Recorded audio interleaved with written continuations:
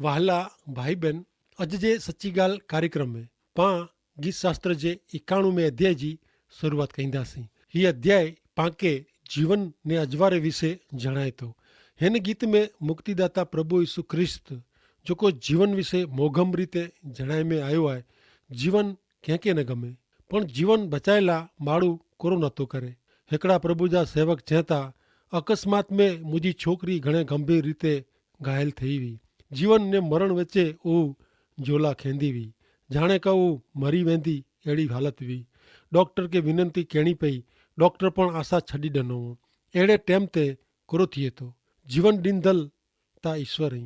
तंहिंला सेवक चवनि था का आउं ईश्वर खे प्रार्थना कई, हे प्रभु, ऐं मूंखे धी ॾिनो आहियो ऐं जीवन ॾिनो आहियो, आंजी इच्छा पूरी थी वियो। असांजी नम्र विनंती आहे का ऐं मुंहिंजी धी खे जीवन ॾियो। मित्र, अॼु मुंहिंजी छोकिरी 26 वरे जी आहे, अहिड़ो उहो ईश्वर भक्त चवनि था।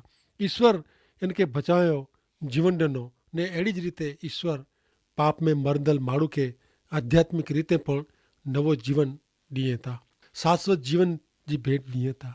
हिन पृथ्वी पर जे शारीरिक जीवन जो अंत आहे, पण ईश्वर जे तरफ़ से जेको जीवन मिले थो उन जीवन जो अंत आहे न। बाइबल में मुक्तिदाता प्रभु यीशु ख्रिस्त पांखे जणाईंदे चवनि था का आंखे जीवन मिले ने उहो घणे भरपूर मिले, तंहिंला आउं आयो आहियां। योहान 10:10 प्रमाणे। मित्र, गीत शास्त्र जो 91 अध्याय घणे अजायब जहिड़ो आहे, जंहिंमें ईश्वर पुत्र प्रभु यीशु ख्रिस्त विषय हिकिड़ी वधू बाबत आंखे जणाइण लाइ मंगा थो। हिन अध्याय जे अमुक वचन शैतान मार्फते प्रभु यीशु ख्रिस्त वटे विधान रूपे वापरे में आया हुआ। तो सुनो, पंहिंजे कार्यक्रम में अॻियां वधे गीत शास्त्र जो 91 अध्याय ने तंहिंजी पहली ने 2 कलम सुनो। परात्पर जे गुप्त स्थान में जेको वसे थो उहो सर्व समर्थ जी छाया में रहंदो। आऊं ईश्वर वटे चवंदो का उहो मुंहिंजो आसरो ने मुंहिंजो किलो आहे, उहो ज मुंहिंजो देव आहे, इन ते आऊं भरोसो रखंदो। हिन गीत जी शुरूआत घणे ख़ासी भाषा में सत्य ज़ाहिर करे भेरो थिए थी। आऊं ईश्वर विषय यहोवा विषय चवंदो का उहो मुंहिंजो आसरो ने किलो आहे। मित्र, अहिड़ो चवंदल केरु आहे त उहो आहे उद्धारनार ईश्वर पुत्र प्रभु यीशु ख्रिस्त। प्रभु यीशु ख्रिस्त ज स्वर्ग में ईश्वर पिता जे जमणे हथे विराजमान आई। पहली कलम प्रमाणे उज गुप्त ने स्वर्गीय स्थान में रहता ने मित्र, ईश्वर जो ऊ गुप्त बंधरे अहिड़ो ईश्वर इच्छे नथा। प्रभु यीशु ख्रिस्त में ईश्वर आंखे शाश्वत जीवन साथे जी उन जी सार्वकालिक हमेशा जी संगत ने साथे जी स्वर्गीय धाम जी पण भेट ॾिए था। हिते मित्र ऊ सत्य ॿाहिरां निकिरे थो का प्रभु यीशु ख्रिस्त में ऐं ईश्वर के आजो आसरो ने किलो बनाई आजे जीवन के सच्चे अर्थ में सलामत रखी सको था। भले हाणे अॻियां नेरियूं गीत शास्त्र जे 91 अध्याय जी 3 थी 6 कलम में कोड़ चवनि था कि का वो पाराधी जे हमले से ने नाशकारक रोग से बचाईंदा। वो पंहिंजे पीछे से तोखे ढकंदा ने इनजी पख नीचे तोखे आसरो मिलंदो। इनजी सच्चाई ढाल ने बख्तर आहे। राति जो जेको द्राह लॻे थो तंहिंसे ने ॾींहं जो उड़ंदल तीर से अंधारे में फैलाईंदल रोग नू का बपोर जी लड़ाई नू तूं द्रिजजे न। ईश्वर हिन कलम में ईश्वर पंहिंजा रक्षक ऐं अहिड़ो जणाइए था। ईश्वर में पां सलामत आहियूं ने ईश्वर जे प्रेमी हथ में जा पांखे कोई छीनी सके नथो। तंहिंला प्रभु यीशु ख्रिस्त में पांखे पाप शैतान ने मरण मथे जीत मिले थी। शैतान का मरण पांखे कीअं करी सके नथा। मित्र, ईश्वर पंहिंजा रक्षक ने आश्रयदाता आहिनि। मित्र, ऐं आजे जीवन में जॾहिं पण द्राह जहिड़े संजोग में अचींदा तॾहिं गीत शास्त्र 91 ने तंहिंजी 4 थी 6 कलम यादि करी जा। ईश्वर के आजे जीवन जा रक्षक तरीक़े ज़ाहिर करी सघो था। सचे ईश्वर वग़ैरह जो माण्हू द्रजणो बनी वञे थो। उहो पिन खे असलामत ने द्राह में आहे अहिड़ो हमेशा लगातार अनुभवे थो। भले हाणे पां अॻियां नेरियूं 91 अध्याय जी 7 थी 2 कलम। तोजी आजू बाजू में 1000 ने तोजे जमणे हथे 2000 माण्हू छणंदा, पण उहो मूं वटे अचींदा તું ફક્ત નજરે નેરીને, તું બુંડે કે મિલલ બદલો નેરીને, કી કહે યહોવા તું મુજો આધાર અહીં, તું પરાત પર કે તોજો આશરો કિયાય, તો તે કીએ ડોખ અચીંદો ન, રોગ તોજે તાંબુ વટે અચીંદો ન. મિત્ર, કલમ 7 ને 8 પ્રભુ ઈસુ ખ્રિસ્તે વિશ્વાસ કરીંદલ હરેક વ્યક્તિલા हिकिड़ी हक़ीक़त आहे. ऐं पण प्रभु यीशु ख्रिस्त ते विश्वास કરીને हिन कलम खे आंजी पंहिंजी बनाई सघो था. प्रभु यीशु ख्रिस्त संपूर्ण पवित्र न्यायी निर्दोष हुआ. उनी कॾहिं पण पाप जो अनुभव कयो न हो ने तेला ईश्वर पिता प्रभु यीशु ख्रिस्त खे जीत ॾेरायो, विजयवंत थिया. प्रभु यीशु ख्रिस्त में विश्वास रखदल के पण पाप शैतान ने मरण मथे ईश्वर जीत ॾेराई था. ईश्वर पुत्र प्रभु यीशु ख्रिस्त वगर जी व्यक्ति ने लोक नाश में वञे था.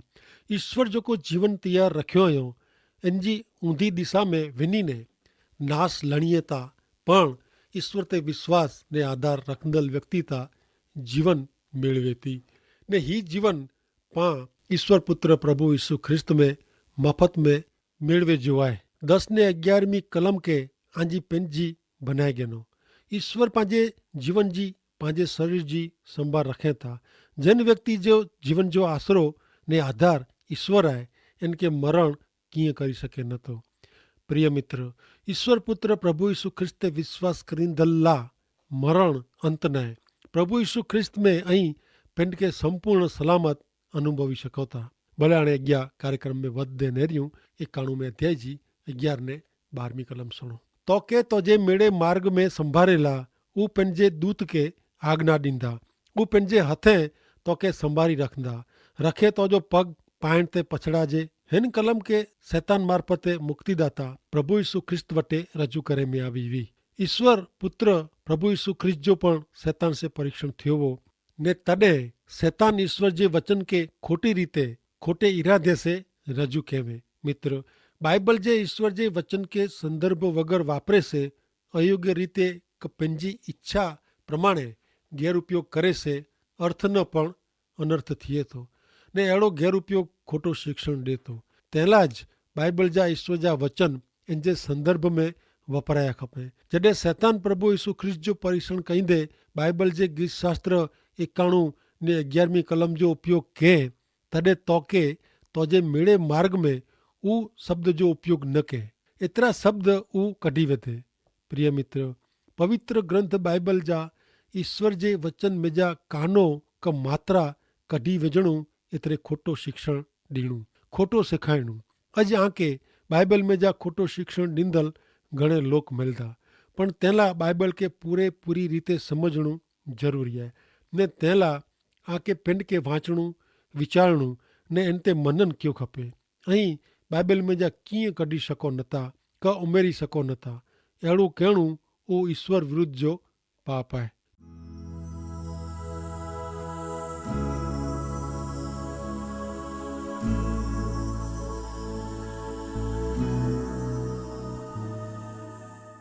भले हाणे अॻियां नेरियूं 91 अध्याय जी 13 थी 16 कलम. तूं सिंह ने सप ते पग रखने, सिंह जे बच्चे के ने एरू के तूं पिचली वेझने. ऊ मूं ते पंहिंजो प्रेम रखे आहे, आउं इनके बचाईंदो. ऊ मुंहिंजो ना जाणे आहे, तंहिंला आउं इनके उचूं करींदो. ऊ मूंखे अर्ज़ कईंदो ने आउं इनके जवाबु ॾींदो. आउं संकट टाणे इन भेरो हूंदो, आउं इनके छुड़ाईने मान ॾींदो. लंबी उमिरि से आउं इनके द्रोह कराईंदो, इनके मुंहिंजो तारण वताईंदो. 13वीं कलम में मुक्तिदाता प्रभु यीशु ख्रिस्त पंहिंजे शिष्य खे चए था. प्रभु यीशु ख्रिस्त पंहिंजे 12 शिष्य खे लोक वटे हलायो. तॾहिं उन खे रोग मांदगी मिटाइजो, अशुद्ध आत्मा खे कढेजो ने अनेक जात जो अधिकार ॾिनो हो ने ही 12 शिष्य ईश्वर जो अजाइब कमु कयो. हू राजी थींदे प्रभु यीशु ख्रिस्त वटे अचीने उन जे कम विषय जणायो. तॾहिं प्रभु यीशु ख्रिस्त पंहिंजे शिष्य खे चयो, लुक जो 10 अध्याय 19वीं कलम प्रमाणे, क आऊं आके सपने वेछी ते पग रखे जो ने दुश्मन जे मेड़े पराक्रम ते अधिकार ॾिनो आहे ने आके कंहिंसे पण ईजा थींदी न. मित्र, ई गीत शास्त्र जे 91 अध्याय जे वचन जी संपूर्णता ईश्वर पुत्र प्रभु यीशु ख्रिस्त जे टेम में नरेला मिले थी। ईश्वर जो ही वचन अज पण एतिरो ज असरकारक ने सच्चो आहे। ईश्वर आके हिम्मत वारा, निडर ने शक्तिमान बनाइए था। प्रभु यीशु ख्रिस्त में ईश्वर आके सजी सृष्टि मथे अधिकार दिए था ने यीशु प्रभु जे कारणे ईश्वर आके झेरी जीवजंतु मथे विजय डेराइए था। गीत शास्त्र 19:14-16 कलम में सीधे सीधी रीते प्रभु यीशु ख्रिस्त के लागू पेती। ईश्वर पुत्र प्रभु यीशु ख्रिस्त ईश्वर पिताजी आज्ञा पार्यो ऊ ईश्वर के प्रेम कहंदा हुआ ने मरण सुधी प्रभु यीशु ख्रिस्त ईश्वर पिता के अधीन रहा। परिणामे ईश्वर प्रभु यीशु ख्रिस्त के मरण में जा 3 ॾींहं जीरो क्यों। हिकिड़ो अजायब अद्भुत विजय એટલે કે जीत लम्बे आयुष्य से ईश्वर प्रभु यीशु ख्रिस्त के संतोष करायो। ईश्वर जीवन है ने मात्र ईश्वर रज जीवन ॾींदल आई। प्रिय मित्र, जी प्रभु यीशु ख्रिस्त पाप शैतान ने मरण ते जीत मेळव्यो हुयो उज प्रभु यीशु ख्रिस्त आके पण जीत ॾेराईंदा। जीरा ईश्वर ज जीवन ॾेई सघनि था। प्रभु यीशु ख्रिस्त मानव जात के पंहिंजे जीवन जो उद्देश्य जणाईंदे यूहन अनुसार शुभ संदेश जे 10वें अध्याय जी 10वीं कलम में जाहिर कयो हुयो क चोरता फक्त चोरी करेला, हत्या ने नाश करेला अचे तो, पण आउं एतिरे लाइ आयो आहियां का उन्ही के जीवन, हा भरपूर जीवन मिले। प्रिय मित्र, ईश्वर तरफ से आके भरपूर जीवन मिले तो ने ही जीवन मात्र मुक्तिदाता प्रभु यीशु ख्रिस्त में ज मिले तो। अचो हाणे पाण मित्र अॻियां वधंदे गीत शास्त्र जे 92 जो अध्याय नेरियूं। हिन गीत के यहूदीअ जा साबात एतिरे विश्राम ॾींहं जो गीत जे में आयो आहे। यहूदी कैलेंडर प्रमाणे साबात ॾींहुं शनिवार जो अचे तो ने बाइबल जणाए तो ई ईश्वर साबात ॾींहुं कीअं पण कमु कयो न पण आराम कयो।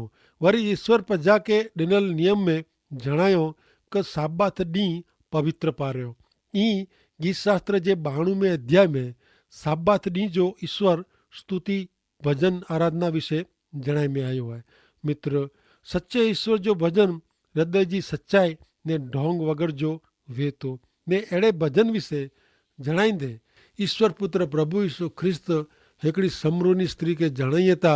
यूहन अनुसार शुभ संदेश जे 4 अध्याय जी 21वीं कलम ने 23 में यीशु चवंदा क भाई मुंहिंजो मन अहिड़ो टाइम अचे तो कि जॾहिं અહીં हिन डूंगर ते अथवा यरूशलेम में पण ईश्वर जो भजन करींदा न, पण अहिड़ो टाइम अचे तो ने आयो आहे कि जॾहिं सच्चो भजन करींदल आत्मा से ने सच्चाई से ईश्वर जो भजन करींदा।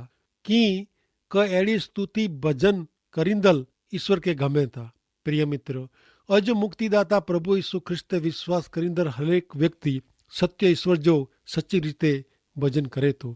गीत शास्त्र 92वें अध्याय में पाके पार्थिव भजन आराधना विषय जणाए में आयो आहे ने इन में पा ईश्वर पुत्र प्रभु यीशु ख्रिस्त में सच्चे ईश्वर जी सच्ची भक्ति करी सघूं था। तो सुनो गीत शास्त्र जो पुस्तक 92मो अध्याय ने तंहिंजी 1 થી 6 कलम।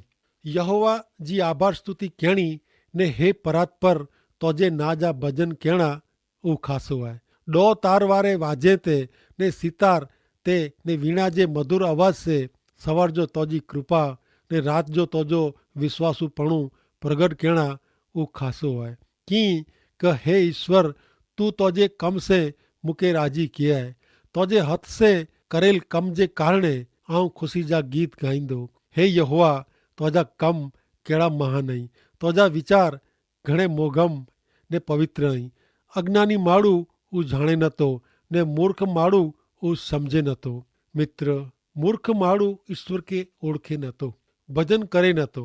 हा, माड़ू जोको सच्चे ईश्वर जे बदले कल्पित खोटे ईश्वर जो भजन करे तो इनके बाइबल मूर्ख तरीके जाहिर करे तो। पण ईश्वर मानवी के उन्हीं जो भजन ने उन्हीं साथे संगत ला सर्जन क्यों ने ही गाल समझल माड़ू पंहिंजे हृदय से ईश्वर स्तुति भजन करे तो। वो ईश्वर स्तुति भजन कहींदे ईश्वर जे विश्वासुपणे विषय ईश्वर जे कम जे कारणे ईश्वर जो भजन आराधना करे तो। जीरे ईश्वर जी संगत ने अंगत ओळखाण पंहिंजी भक्ति के जीरी ने सच्ची बनाए थी। नका वो फक्त हिकिड़ी विधि का क्रियाकांड कपो हिकिड़ी रीत जहिड़ो बनी वञे थो जेको नीरस ने शुष्क वेती। અને અગિયાર નેર્યું ગીતશાસ્ત્ર 92 7-15 કલમ। जॾहिं बूंढा घाह वारे जी वधे था ने मेड़े अन्याय करींदल जी चढ़ती थिए थी तॾहिं हू उन्ही जो हमेशा जो नाश थियला आहे। पण हे ईश्वर तू सर्वकाळ परम ऊंचे में आहीं कीं क हे यहोवा तुंहिंजा दुश्मन नाश में वेंदा, मेड़े अन्याय करींदल विखेराए वेंदा। पण तू मुंहिंजो सिंग जंगली गोधे जे सिंग जेतिरो ऊंचो के आहे। मूंखे तुंहिंजो तेल चोरे में आयो आहे। वरी मुंहिंजे दुश्मन खे मुंहिंजी इच्छा प्रमाणे थियलो आऊं मूं सामे नेरियो आहे। मूं सामे उठंदल दुष्कर्मी खे मुंहिंजी इच्छा प्रमाणे फल मिलिया आहिनि। आऊं मुंहिंजे कने सोयो आहे। न्याई माण्हू ताड़ वारे जी खिलंदो वधंदो, ऊ जे लबानोन जहिड़ो झाड़ वारे जी वधंदो, जंहिंखे यहोवा जे मंदिर में रोपे में आया आहिनि। ऊ पंहिंजे देव जी अंगण में खिली रहंदा, ऊ गॾपण में पण फर वारा थींदा। ऊ रस से भरपूर ने नीला रहंदा, जेथी यहोवा योग्य मालूम पए। ऊ मुंहिंजो डूंगर आहे ने इन में कीअं अन्याय आहे न। कलम 7-11 में अन्याय अथवा दुष्ट माण्हू ने इन जे अंत विषय जणाए में आयो आहे। बूंढा ओचींदा वधे था पण हू पल भरला टूंके टेमला वहे था। बूंढी व्यक्ति सर्वकालिक नाश में वञे थी। पण न्याय माण्हू विषय 12-15 कलम में जणाए में आयो आहे कि बाइबल में जणाए प्रमाणे ईश्वर जे धाम में जीवे वारो माण्हू न्यायी आहे। प्रभु यीशु ख्रिस्त ते विश्वास करींदल व्यक्ति के ईश्वर न्याय ठहिराईं था ने अहिड़ी व्यक्ति ताड़ जे झाड़ ने खजूरी जे झाड़ वारे जी वधे थो, खिले थो। ताड़ अथवा खजूरी जो झाड़ ऊंचो वे थो ने ताड़ जो झाड़ हू ईश्वर में जीत मिले थी इन विषय जणाए थो। प्रिय मित्र, प्रभु यीशु ख्रिस्त में ईश्वर पाके न्याय ठहिराईं था, न्याय जाहिर कयूं था ने तंहिंला पाके प्रभु यीशु ख्रिस्त में बरवारा बनी वञी ने विजय बनाईं था, એટલે કે જીત ॾिराईं था। ईश्वर उन्हीं जे पुत्र प्रभु यीशु ख्रिस्त में पृथ्वी पर जी हरेक व्यक्ति ला पाप शैतान ने मरण मथे जीत तैयार कियो हुयो। वरी अजे रोज जे जीवन में पाप ने शैतान सामे युद्ध करे जी शक्ति मेळवी सको था। गीत शास्त्र तेजो 90 अध्याय जे गीत में पण मानव जीवन जी क्षणभंगुरता विषय पा नेरियो हो। मानव जीवन कोप में ने शिक्षा में ने हताशा निराशा में पसार थियो तो ऊ पा नेरियो हो। जॾहिं गीत शास्त्र 92 ने तेजी 14 ने 15 में पण ईश्वर तरफ से जेको मिले था आशीर्वाद इन विषय जणाइए था। प्रभु यीशु ख्रिस्त ते विश्वास रखंदल व्यक्ति वृद्धावस्था में पण फल ॾींदल रसे भरेला ने नीला रोंदा। प्रिय मित्र, ईश्वर के आजो जीवन सौंपे से आजे जीवन जी ईश्वर संभाल रखे था। बाइबल में गीत शास्त्र 1 अध्याय ने 3 कलम पा वाँच्यो तो हिते लिखल है कि ईश्वर जे नियम शास्त्र से वो खुश थिए तो ने रात ॾींहुं इन जे नियम शास्त्र जो मनन करे तो। मित्र, मुक्तिदाता प्रभु यीशु ख्रिस्त जड़े जीवन जे पानी जी नदी वटे रोपा जो तो अहीं आजे जीवन के नीलो छम आशीर्वादित ने फलवारो बनाई सको था। ईश्वर पिता के तेला आशीष दियो। आमीन।